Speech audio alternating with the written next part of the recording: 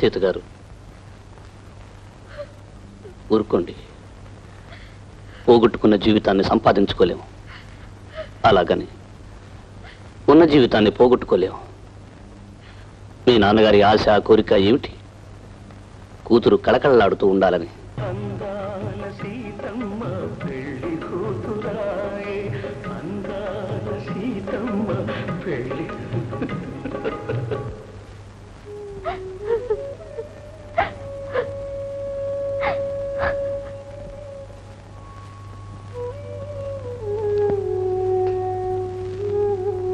సీత, ఏమిటి ఆలోచిస్తున్నావు? అబ్బే ఏం లేదు. చూడు, ఒక మహాకవి ఏమన్నాడో తెలుసా?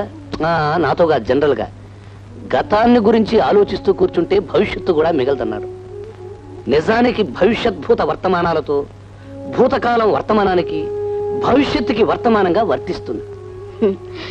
మీరు చెప్పేదేమిటో నాకు అర్థం కావటం లేదు. అసలు నాకు అంతకంటే అర్థం కాలేదు. అసలు నేను చెప్పేదానికి ఒక అర్థం ఉండి ఏడిస్తే కదా ఎలా ఉంటుంది అనుకో.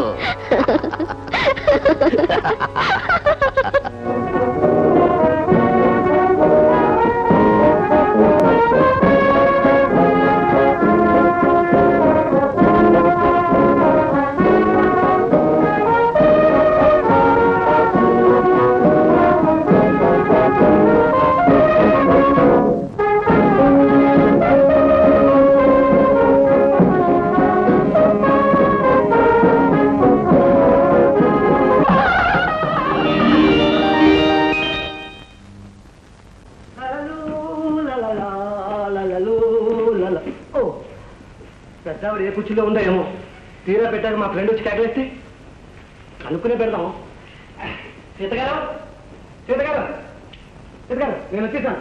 రైలు దిగగానే పరిగెత్తుకొచ్చాననిపించి తీరా ఎవరిని చూస్తే బాగుండదని రిక్షాలో వచ్చేసాను. నా ట్రైనింగ్ అయిపోయిందండి. ఇప్పుడు మనమే రైల్వే స్టేషన్ ఇచ్చార్జ్ అనమాట. మీకు కావాలంటే రేపు ఉద్యోగం ఏం చేస్తాను చూడండి. ఈ సీతగారు ఎలా ఉంది? మీ నాన్నగారి అదే మా ఫ్రెండ్కి తీసుకొచ్చానండి. కాశ్మీర్లో తయారీ, చాలా మంచి రకం. కానీ మీకేం తీసుకొచ్చారో తెలుసా? నవ్వకూడదు. జగజ్జగా తాజ్మహల్. షాజహాను దీన్ని ప్రేమ చిహ్నంగా కట్టించాడు. ఈ తాతారావు కొన్నాడు. అంత డబ్బుంటే ఎవరైనా కట్టించండి. గుడ్ ఈవినింగ్ తాతారావు గారు. ఓ మోహన్ బాబు గారు, ఇది ఉన్నారండి ఇక్కడ. భార్యాభర్తలు ఒక చోటగా ఉండేది. అంటే మీరు ఇది మీరు ఆమె శ్రీవారు. చూడండి తాతారావు గారు, పెళ్లి అనేది యాక్సిడెంట్ లాంటిది. కానీ మా పెళ్లి ఒక యాక్సిడెంట్ నుంచి వచ్చింది. ఎలాగంటారా? మీకు తెలుసు కదా, మనం ఏ మాటైనా మొహమాటం లేకుండా ఊహ మీద అడిగేస్తుంటాం.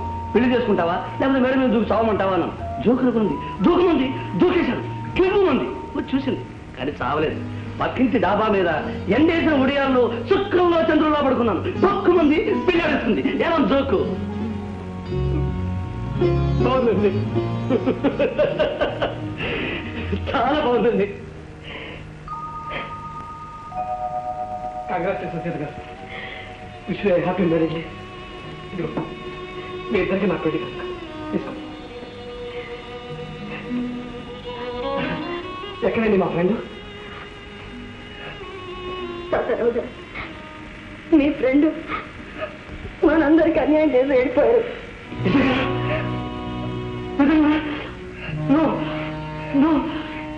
వెళ్ళిపోయాడా? నా ఫ్రెండ్ వెళ్ళిపోయాడా?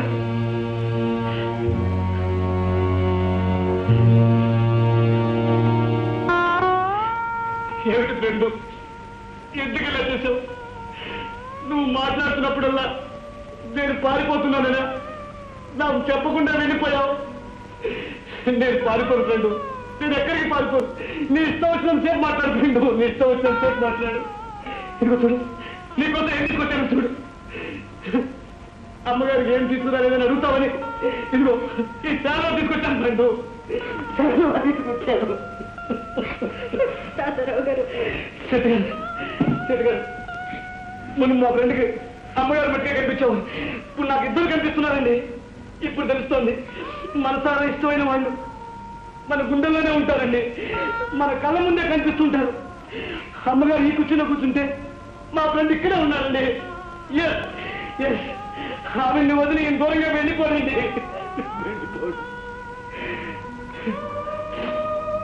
ఏంటి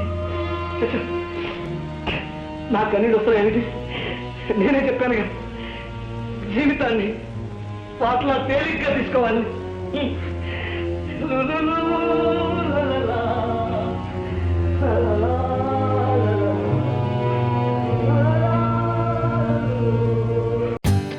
more updates, like, comment, subscribe to our channel.